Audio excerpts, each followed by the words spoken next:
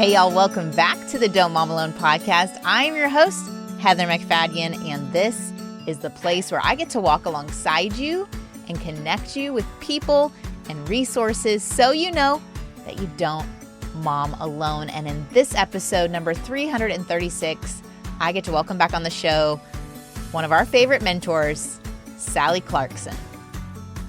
And so I do think, it's different for different women, but I think when you find yourself getting angry over small things or crying too easily or whatever it is, that's yourself talking to yourself saying, okay, there's something going wrong here.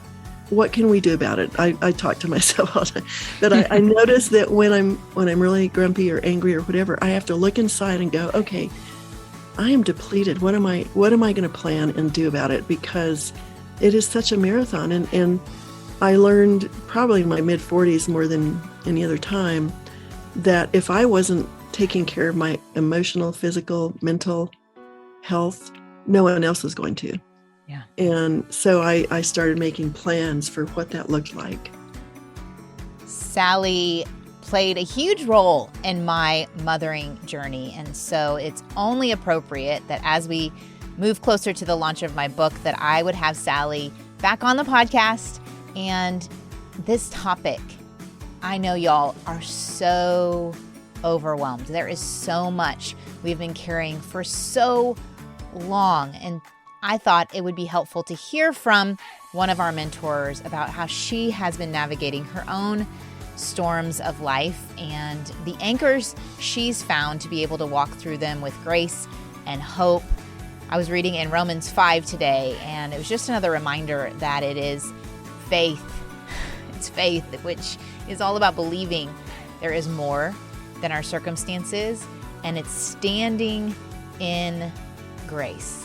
That our position with a holy God, with a God who is bigger than us, is we get to stand in grace that we obtained through Christ and his sacrifice. So join me in this conversation. I'm just hoping it is sweet balm to your weary soul. Let's get right to it. Here we go. Sally, what a joy to be with you.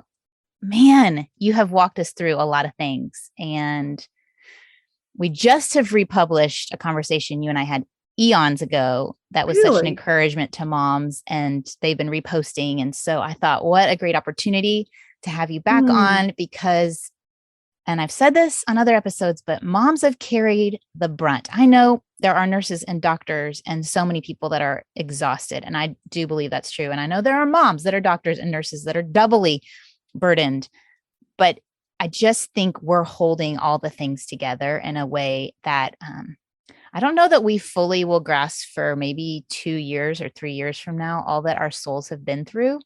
Mm-hmm.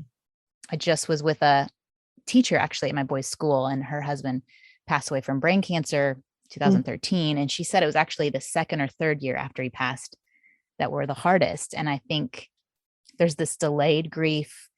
Mm-hmm. You're drowning. Your book is Help I'm Drowning, because that so resonates with the overwhelm of all the emotions coming at us while still living life, while still keeping people fed and clothes on backs and school forms signed. And if you're homeschooling, keeping all those lessons going.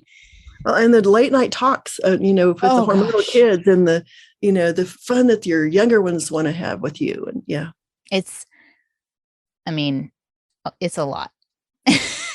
And then you throw on all this pandemic business, and you've walked through a ton, and you've had an international relocation and your own health stuff and kids going through things. And where do we find a firm place to stand when we're drowning? I know. Well, and I want to be sure I don't give reductive answers, because right. I think it's so easy for people to just say these phrases that, just trust God. And then that makes you feel guiltier, because you think, well, I guess I should trust him, but I'm feeling pretty doubtful, or I'm feeling overwhelmed, or, I've blown it, and so I feel like one of the things as I look back, number one, and this is just my personality, everybody has a different one, but I was shocked at the onslaught of storms, the constancy of emotional storms, and just exhaustion storms. And I mean, whatever it was, storms in marriage, having miscarriages, having crazy Christians that were mean. I mean, there's so many. I think that things. expectation that we can trust people who have the same faith we have, and then Right. being greatly disappointed when they let us down and they aren't who we think they're going to be. Well, and even maybe you thought motherhood was going to be a certain way and you have different kids, or you thought marriage was going to be a certain way. But I realized that I wasn't trained or prepared for the life that I ended up living. But as I look back, in my 60s, I can see how I was never alone. And I think that what I compare it to is that you don't know sometimes that you're a toddler when you first start out, and that toddlers have to cry and they have to learn to walk, and they have to push forward with their mental, emotional, physical muscle to become fully adult. And so as I look back, I kind of wanted to champion and maybe companion women along their way to let them know, yes, life is hard, but it's what you do in the midst of a storm oftentimes determines the legacy of the rest of your life. If you give up your ideals when you're tempted to give up your ideals, then oftentimes that does have an impact. And so I wanted to kind of reveal what I went through and then say, there are ways forward, but is it hard? Yes. And do you sometimes need to lament? Yes. So it was just more of me looking at, my life as an older woman and saying, I wished I'd had somebody who had told me some of these secrets along the way. So that's what the book is about. Okay, we need some secrets then. Yeah. What are some ways forward? Like totally what you're saying. Let's acknowledge the emotion. Let's lament. There's a great book by She Reads Truth that teaches you how to write a biblical lament. It is my favorite resource for someone who's grieving. So we lament, we acknowledge. A lament always ends with a reminder of God's character and who he is in the midst of it. And what's our way forward? Right. And I think too that, sometimes we need to be straightened out. I mean, sometimes you didn't know how messed up you were. So tell me more about that. Like, what do you mean? I think all of us, every single family is broken in some way or the other, because all of us are, live in a fallen world. And so maybe you bring baggage of the voices in your head of your mom never telling you you were loved, or maybe you were performative, or maybe whatever it is, or maybe you were abused and nobody knew it. So when we come into motherhood, sometimes we don't even know that the voices in our head and the patterns that we're repeating are things that God wants to heal and correct. And then sometimes, the family that you have, I have two clinically OCD kids. I wrote a book called Different, the story of the out-of-the-box boy and the mom who loved him. And I didn't know about clinical OCD. I didn't know what that was. I can look back and see that when Nathan was 18 months old, he cried, screamed, rolled on the floor every day when I would put his shoes on. But one day, I actually tied the shoestrings on his shoes exactly the same length, 18 months old. And he went, "Oh, thank you, Mommy. That's what I wanted." And so that was the beginning of me understanding, oh my goodness, my precious little boy, there's something going on, because he was so calm when I could do what helped him to feel centered in his world. So I have an extroverted OCD person. And then my daughter, Sarah, just read a book about it. I said, you don't have to write about it. It's your story to tell. And she said, I'm ready. And I want people to understand that they're not alone if they have issues. So I'll let to say. What's her book? This Beautiful Truth. And it's really more about the goodness of God in a fallen world, how you find that. But it's a gorgeous book. And so I guess what I wanted to say ultimately to begin with is that there is no perfect family. There is no perfect mom. There's no perfect dad.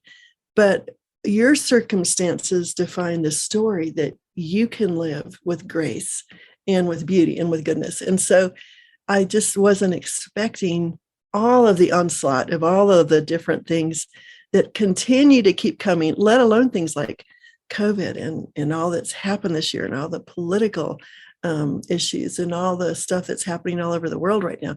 And so I had to kind of learn to get my sea legs and how not to be a victim. I was reading and the storm happened. Here the disciples are, they're sincere, they're following Christ, they gave up their whole lives, everything, and then they get on a boat and they're kind of like, really?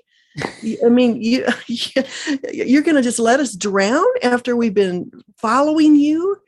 And the interesting thing is, Jesus didn't say, oh, bless your heart, I forgot. He said, are you ever going to have faith?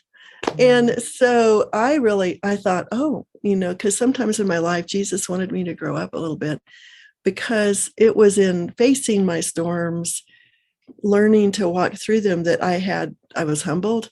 I learned a lot. I had more compassion for other people going through storms. And so it says in Romans, God causes all things to work together for good. And when I would hold fast to his goodness, and I would say, I don't know what you're doing. I feel confused, overwhelmed, but I know you're good. And teach me what I need to know in this place. And so I feel like the story that you live becomes the platform for your compassion for other people.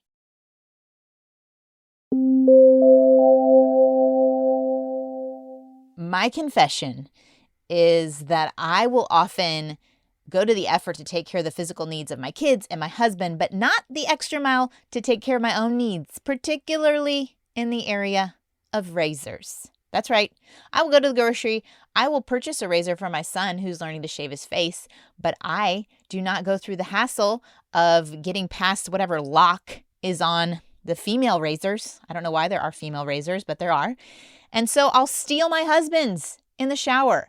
That is until Athena Club reached out to me and said, hey, would you try our razors and our products? And I was like, it's better than stealing from my husband. So they sent it to me and I'm in love. I literally, and I'm not joking, this is not just for the ad, I get excited when it's time for me to take a shower and I get to use their razor because it's so smooth. I don't cut myself. I use their products. They have this cloud, dreamy shave foam that my skin is so soft and hydrated and smooth afterwards. And then it's really cute. I got to pick my handle cover. I picked a rose gold with a like coral pink, kind of goes with my brand a little bit.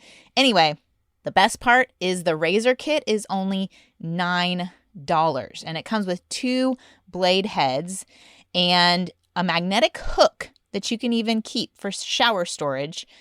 I'm telling you, this razor blade is surrounded by a water activated serum with shea butter and hyaluronic acid.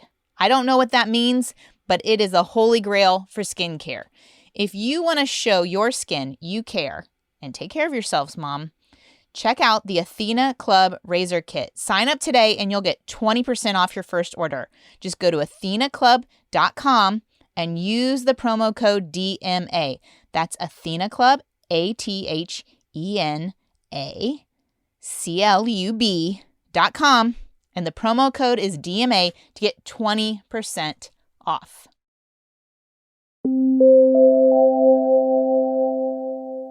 I think, a lot of the moms that listen have young kids or they're into elementary school, and every person goes through their unique journey of hard.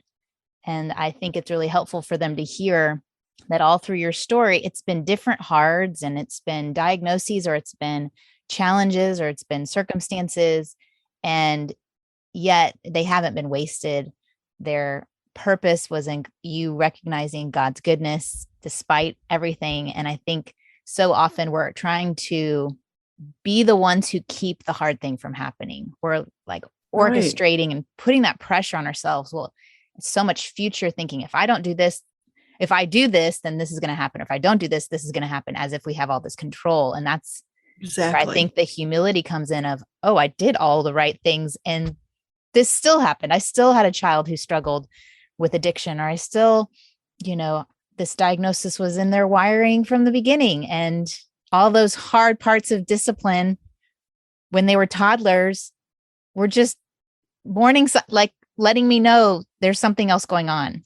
So we're trying to keep our lives ordered, we think we have this false control over what's going to happen. And what I hear you saying is the storms will come. The storms will come, and God is there. The faith, it's not like, well, you just need to trust God more, but your faith is developed. It's not a requirement to get out of the storm, but it's a byproduct of the storm. Is that what I hear you saying? Well, I think that, faith is very related to your personality. Like for me, faith was saying, you know what, God, it doesn't feel good, but how do I trust you at this very moment that somehow you're working good things out of this terrible situation?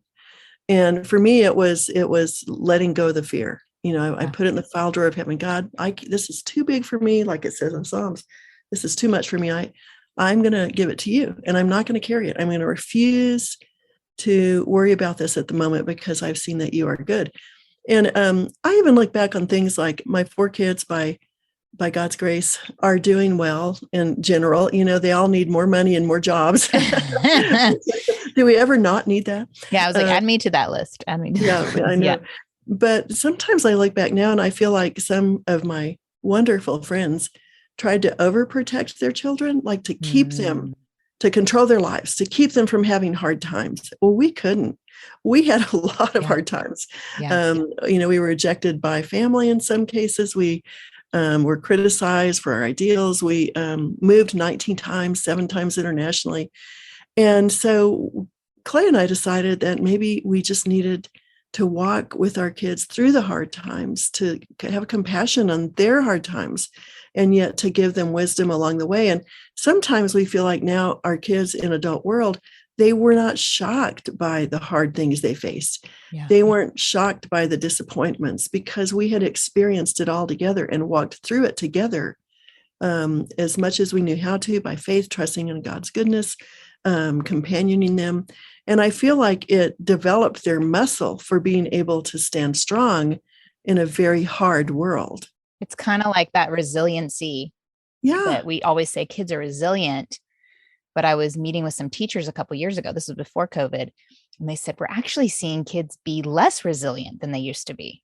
Yeah. And the anxiety's up. And that makes sense. Like if you feel resilient, then you're not anxious of what could happen because you have been through hard things, you've survived, and there's a confidence that you'll do it again versus you haven't had a hard thing that you've met and overcome. And so you're fearful of when you meet a hard thing. I mean, I do think they're all connected. And so it makes sense that having walked through it with your kids would build their resiliency for future challenges. And to help our children understand, Jesus said, in this world, you'll have tribulation. This is a hard world. This is a broken world. And to say, I am so sorry that this person offended you. And let me take you out. Let's go out for coffee, hamburger, whatever the child wants. And let's be friends, or let's watch a movie together, or whatever. You're there both companioning them and giving them wisdom, and you're also there meeting their needs. And I feel like there's a verse that I often talked with my children about in the Psalms that says, God trains our hands for war and our fingers for battle. And I would say, I just love who you are because you're becoming a warrior for light. And you're learning so much about standing strong. And I see such capacity in you to be a blessing to your friends and to the world. And so I think sometimes it's so important for moms to understand this, the way that they narrate the world to their children, the way that they speak forward into their children's lives matters so much. And I was talking to somebody the other day that said that she regularly cried every morning in the shower, and then she went out and she put on a good face with her children. God is with us. We're going to do just fine. And sometimes we don't have to be fake in front of our children, but I do think that as adults, it's important for us not to pass on a legacy of fear and worry, but to pass on a legacy of, you know what, these are real tears, but I feel like we're going to see the goodness of God. So I think it is important for moms to understand that their children are looking at them to learn how they will deal with difficulties when they're adults by experiencing it now. It sounds like you're acknowledging their pain. So it's almost like you're walking them through a lament process Mhm. too. You're not Mhm. saying it's fine, get over it, dismissing it. No, You're that just is acknowledging it. dismissive. Yeah, you're acknowledging it. You're walking alongside them in it, providing that comfort, and also reassuring them with the truth of who God is in the midst of it, and Mhm. not, sugarcoating it. We always hear those little things we wish people of faith didn't say to one another to dismiss our hardships, like, oh, it'll work out, it's going to be fine, God's good, in a dismissive way. But I think I love the examples you gave, and Mm. how to do that for our kids. How do, as moms, like if we're feeling, because a lot of moms have reached out lately that they are overwhelmed, which is fear related, but Mhm. also I think just completely, Exhaustion. yeah, there's nothing to pull from. And so Mhm. this whole being that for our kids when we can't be it for ourselves, what Right, tips right. do you have for that mom? Well, I wrote about that actually because, I remember a time when I was especially really clinically depressed. I mean, I had the hardest time getting up in the morning. I was so overcome by different things in life. And one of my friends said, I just don't know how to help you. This is just awful what's happening. And she said, all I know to do is to buy you a massage. Hmm. And so she sent me, a gift of a massage, one massage.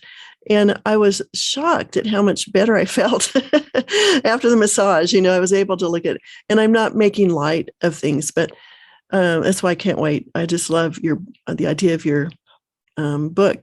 And I love that you talk to women about not momming alone and companioning each other. And because I think that a woman alone in her own home in the midst of this very dark culture becomes a target for discouragement Yeah. and for being down. And so, as many people know, they make fun of me for how many cups of tea I have a day. But I have anchors in my day, when I get up in the morning, because I have a personality, and this is my only life too. Yeah. It's not just for the kids; it's my only life to live well.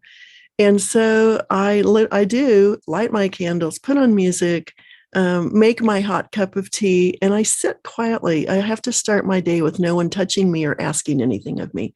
I have regular times, anchors in the week where I call a friend, or every Saturday morning I go out to breakfast with a friend or with one of my girls. And every afternoon I have a tea time, a one woman tea time where I have 10 minutes all by myself to do whatever I want. There are books I read. There are people that one of my friends said, whoever you get together with regularly over the next 10 years will be the cherished friend of your life. And so I have about 5 friends that I regularly call or get together with at least once a year. By that, I mean several of them live overseas or out of town. And so I do think, it's different for different women, but I think when you find yourself getting angry over small things or crying too easily or whatever it is, that's yourself talking to yourself saying, okay, there's something going wrong here. What can we do about it? I talk to myself all the time, but I notice that when I'm really grumpy or angry or whatever, I have to look inside and go, okay, I am depleted. What am I going to plan and do about it? Because it is such a marathon. And I learned probably in my mid 40s more than any other time that if I wasn't taking care of my emotional, physical, mental health, no one else was going to. Yeah. And so I started making plans for what that looked like.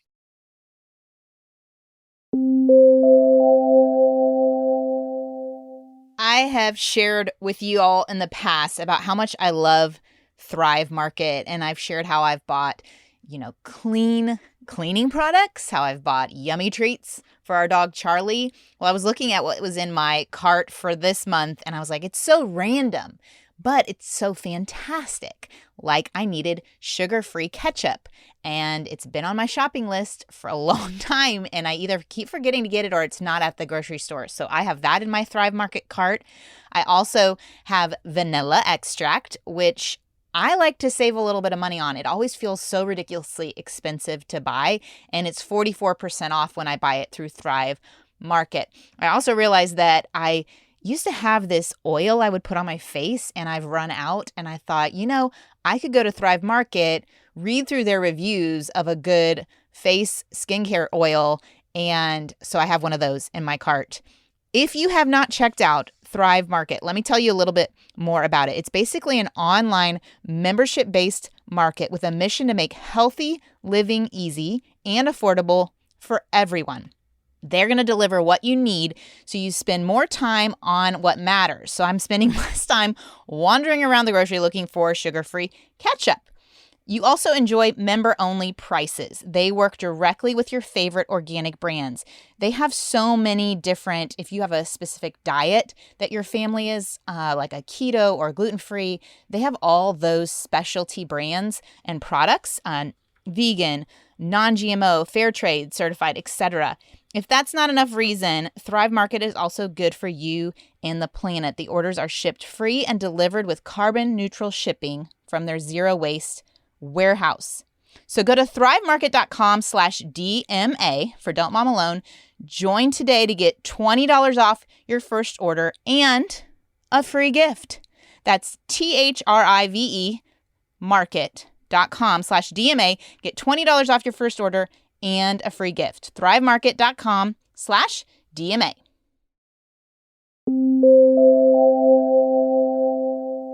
I think you gave us permission just now. And a reminder that we can. Do you ever feel that way? I mean, you now have these anchors, but there are seasons where I'm like, oh, I can cut up that lime and put it in my water and feel fancy. I can. Didn't take much time, but now I feel a lot like more in control of my life. Or, I have a friend who recently had a cancer diagnosis, and I said, you want to go with me and get our nails done?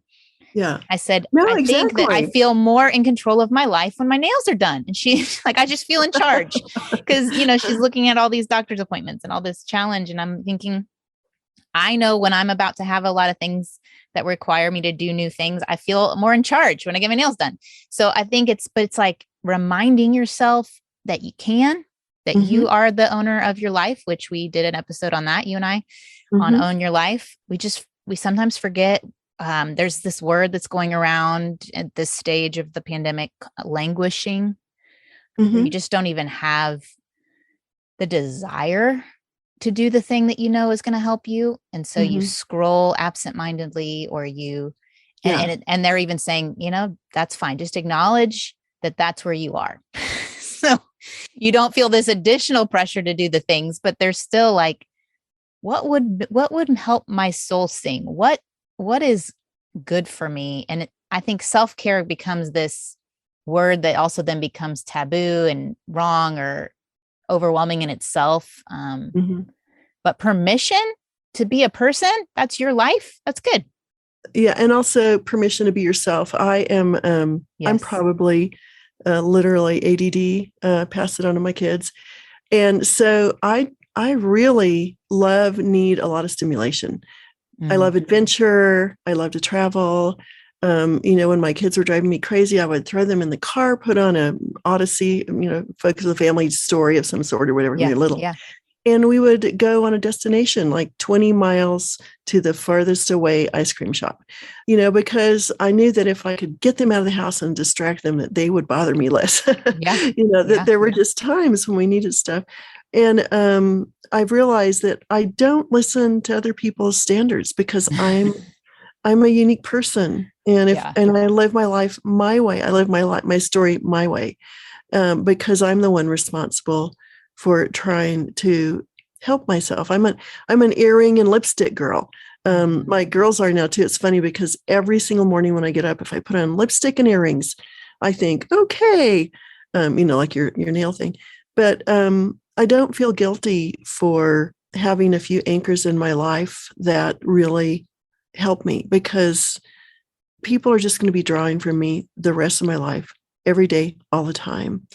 And, if I've always talked about how whatever is inside of you and you try to pour it out, if there's nothing inside of you, you're not going to have anything to pour out. Yeah. And so you got to figure out, okay, I need regular things in my life every week. And that's what I call anchors, rhythms and anchors. that are just momentary. I'm going to fill back up. I'm going to maybe blow off all the responsibilities of this day.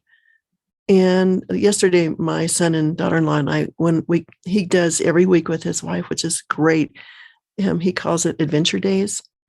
And he finds a new location for them to go to every Wednesday, whether it's up in the mountains or a hotel lobby where they have, a cup of coffee or whatever it is. And I went with them on Adventure Day yesterday. And it was so fun just to escape for 2 hours and realize how many beautiful places there were that I'd never seen before. And then we came back and reality was still there, but we felt better. 100%. Reality was still there. So I hear you saying we lament and our faith grows in the process. We have our anchors. What are some other ways forward if we're drowning? I think that all of us in life at some point are going to be disappointed with people. Yeah. Our family called them ERPs, the irrational people, plural. And sometimes we would say, oh my goodness, I've been ERPed again. And so we all knew what that was. And I think that one of the things I learned, I had somebody many actually, but a particular person who really was hateful, gossiping about me, jealous, spreading rumors. And I just kept rehearsing it in my mind. It's not fair, and I can't believe she said this. And and I realized along the way, when I don't move to a place of dealing with the irrational people in my life, the people that maybe will never be healthy, when I take in the poison that they were giving, it just poisons me. And so I talk in the book about what is the process of moving from being very emotionally hurt to healing and moving beyond it, because I didn't want to become a victim of other people's irrationality. And so I think that there are many things I try to write in the book that are really biblical wisdom to help us to thrive. And a lot of times I'll tell people that a foundation for any good influence is unconditional love. And so I do say that we need to develop unconditional love, but I also have ways forward. What if when loving someone or forgiving someone is very difficult? What do you do? Yeah. Because I think there are processes, and it is, we become softer and more humble when we learn to forgive unforgivable people. But so I think there are many different facets to this whole area of storms. We're not just a mind to think thoughts, but we are emotions. We are a spiritual soul. We are a body to take care of that needs exercise. Or I go out walking 5 to 10 miles a day because it settles me, and I can dream and think and pray and be with friends. But there are many different ways of healing. So with the ERPs, to go back to the ERPs, I think compounded with the pandemic and the political things, we all have handfuls of ERPs. Right. and what I hear you saying is it's part of the drowning is that energy we're spending turning over in our minds that negative relationship. And so in order to help with the drowning, we need to go through the work of repairing and moving on, possibly from that relationship. I definitely think so. I think I had never heard of borderline personality disorder. And so the more I read about it, the more I could take what had happened to me in context. I didn't know the word, it's popular now, but I didn't know a narcissist or what narcissism meant. Yeah. So reading about it, understanding it, another friend is very, I don't know if they don't use Asperger's anymore, they use spectrum. Yeah. But I didn't know that they had no ability to be affectionate or emotional. So I was taking things personally that I should never have taken personally. The more I read, the more I understood. And so I do feel like there is, when you look at a private going into war, he doesn't have his legs. He doesn't know everything, and he's not very seasoned, and things tend to upset him more or her more or whoever. But then when you look at a general or a colonel, they are seasoned. They have been through many battles. They have learned the ropes. They have garnered wisdom. And so they are more able to come up against great, formidable enemies because they've learned what to do to find courage, and to be at peace and to keep taking a step forward. And so that's kind of what I think, again, your book and your ideas, having wise companions, looking for people who are wise, not just emulating every foolish person on the internet, but actually looking for those rare people who have fruit in their lives that you would like to have in your own life. Well, throughout this whole conversation, every time you're saying something, I'm like, oh yeah. And Sally, you've influenced me in that. And we did a conversation on, with your son about having kids that are different. And it was because of you that my mentor started a mom heart group, and I was, guided. I think every mom has their own unique struggles, like we've said. And so to have a person in your real life that can talk you through it versus, Sally and I are so limited. We don't know what you're walking through right now. We can give advice in general, but to have specific guidance for your issue, that's what Sally's passionate. I'm passionate because we've experienced it and been on both sides of a mentee and a mentor, and the power of that. I'm thinking too, like, I love your general and your soldier idea. I'm thinking of moms who, whatever storm they're going through or challenge, or where they feel like they're drowning, there's this additional burden or lie that they've been here before and they haven't changed or grown. They're not seeing that. Although I don't believe it's true. I think it's one of the enemy's tactics to keep them even more discouraged is here you are again. See, you haven't learned anything. You haven't grown. You don't have deeper faith because you're drowning again. That's so true. That's so true. And I do think that with our personality comes fragility. Like, I am a feeler and I can get my feelings hurt. And then I just want to quit it all and run away from people. And I get that. So, I'm there with you. Yes. And not everybody. Some people get angry. Some people get critical. But I learned that about myself over the years. And I think if I just wait long enough, I will calm down, and I have the capacity. I have agency to decide and capacity to do things that will actually be good for Sally. And sometimes, it's just having that friend that you can talk to about it and say, that really, that hurt me. And then the friend that doesn't try to fix you. The friend that goes, oh, there goes Sally again. Yeah, sweetheart, I'm sorry. That we just need, there are times, and there've been times, especially in my life as a leader and a mama of 4 adult kids, when I don't have anyone to talk to. But I have learned so much to just understand that God is sympathetic, that Jesus companions me. I picture him with me. I talk to him about it. And I have the habit of learning, I have a choice to make. Am I going to stay in this place, or am I going to heal? And so I think even with personality, like you said, I don't have to live in the places of, oh, here it is again. I can say, here it is again. And I don't have to stay in this place. And I can understand that this is where I really need you to companion me, God. And I think also what you're saying is, if we've had those mom companions, they can speak the truth over us when we don't hear it for ourselves. That, yep, you may have this pattern, but you are so much further. The way you responded back in our early 20s was different than you're responding now in our 30s or 40s. I've seen the change in you, and just to have that outsider perspective when we can't see, I've seen value, and other people have spoken that over me. I do think too, I just want to address something really quick, and I know we need to move on, and I want to talk about your book, but I think that, and I might offend a lot of people right now, but I'm getting old and I don't have my frontal lobe anymore either. But I think that sometimes believers are so, instead of saying, I'm really sorry, I don't even know how you're going to make it, this is really a hard thing.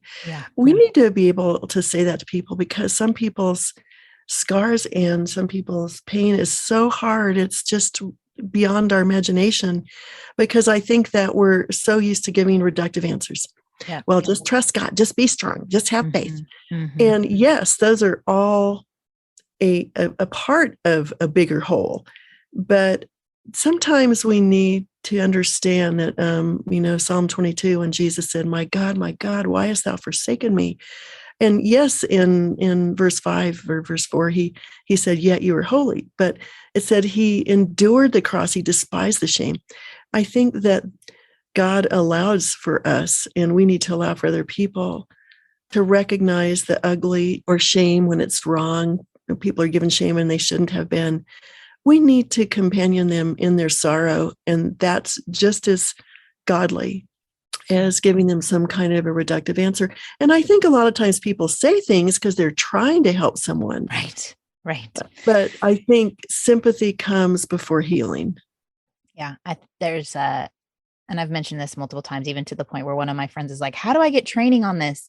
We did a 12-step recovery, and then we did process groups. And part of the process groups is that you let the person share and you don't say anything. You can maybe ask some clarifying questions, and then you ask them what they need. So you aren't just giving what you think they need, which is advice or just some sort of, flippant encouragement, but they may just need containment. They may just need to have a space where they can share the hard thing, and it stays there. And you're that safe person for them. And so if as believers, we get better at that of, yes, our heart's place is to help and to be that encouragement. But sometimes that encouragement is like what you said, man, that's hard.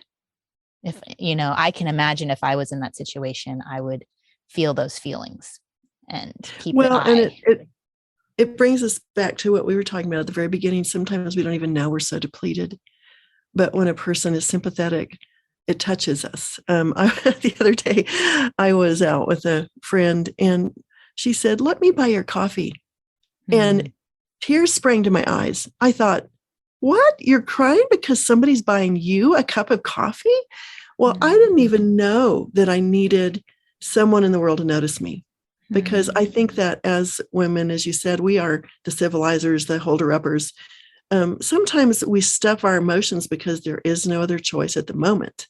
Yeah. Or we're strong because everybody needs us to be strong. Yeah. And then when we get sympathy, it was just a cup of coffee. And my friend just died laughing at me because there were tears rolling down my face. And she said, boy, you must not have many nice people in your life. But I can totally relate to that. We have, our small group, we had a dinner, and I walked in and I saw how beautifully she'd set the table, and I bawled my eyes out. She's like, what's going on? I'm like, what's going on? And I said, I just feel so honored that you took the time to set this beautiful table for us and just invited us. I totally hear you. And I know there are women that are crying that they feel that hole, that they don't have that right now in their lives. And just all that the year and a half has brought, and all the division and they're grieving. And you and I both would say, create the thing you want. Yeah, exactly. So anyway, well, it's been so fun. I don't want to keep. You're amazing. On. Everybody, check out Sally's book, Help, I'm Drowning. What's the subtitle? Weathering the Storms of Life with Grace and Hope. Dead on for right now, Sally. That is perfect. I love it. And of course, we'll link to all the episodes I've done with Sally that we kind of alluded to in this episode. And just really, I can't even put words to how thankful I am for you, and so honored that you endorsed my book and have just lifted me up. The first time I met you, you said, come to my house. I was like, well, who is this person? She's amazing. So generous and kind and hospitable. So thank you always. If I haven't said it before. Sweet. Wouldn't we just love being together over a cup of tea or coffee? Yes, anytime. Thank you, Heather. And I just love what you're doing. I love the way that you companion people, but also you have such very poignant, informed wisdom. So we will continue to have times together to talk about these things. Love it. Thank you. Of course. We have put all of that info we shared in the show notes, links, etc., to her books. And she is so kind. She's going to have me on her podcast to talk about my book, which, speaking of, tomorrow, September 7th, our first email goes out to anyone who pre-ordered and who filled out the form over at don'tmomalone.com/book. When you sign up, fill out that form, you're going to get goodies like a free copy of the audiobook, and you're going to get weekly little encouragements that walk you through the content of the book. My friend Courtney Cleveland and I recorded those. And you'll also get a special invite to a launch team where we're going to do a girlfriend getaway giveaway All that stuff is happening. So go over to don'tmomalone.com/book, pre-order, fill out the form. I don't want you to miss it. And yeah, I think that's it. I am going to pray for us. I know there is so much going on, and I've been hoping that I can be a place of encouragement for you, but only God can really be that. And so I would love to point you back to Him. So here we go. Lord, I thank you that you have promised to be present with us, even in circumstances like storms, even when headlines and news and all that's going on in our world is chaotic and loud and overwhelming, that you tell us do not fear. And so even though fear is rising up in us, help us to give that back to you. Help us to ask you what we are afraid of. Help us to lean on your goodness and your grace in the midst of it. Help us to let our kids walk through hard things and to recognize that that may be their future platform of compassion and grace and understanding for their friends, for their own generation, and that we wouldn't rob them of those challenges, so that they can draw closer to you, so they can know you in an intimate way. And I pray, Lord, that we would be moms who believe you more than we trust in our circumstances or the things around us. Thank you for Sally. I pray for her and all that is going on in her life and for her children and their ministries. In Jesus' name, amen. Thanks, y'all, for being here. I'll be back next week with a ridiculously fun conversation. Big Mama and Boo Mama are coming together to join me on the podcast. See you here next week. Adios. I hope you enjoyed this episode of the Don't Mom Alone podcast. If you're wanting to connect with more people and more resources to help remind you that you're not alone, head over to don'tmomalone.com. That's where you'll also find show notes with any links mentioned by our guests. Most importantly, I want you to know the good news, the great news that you're not alone because God has promised to always be with you.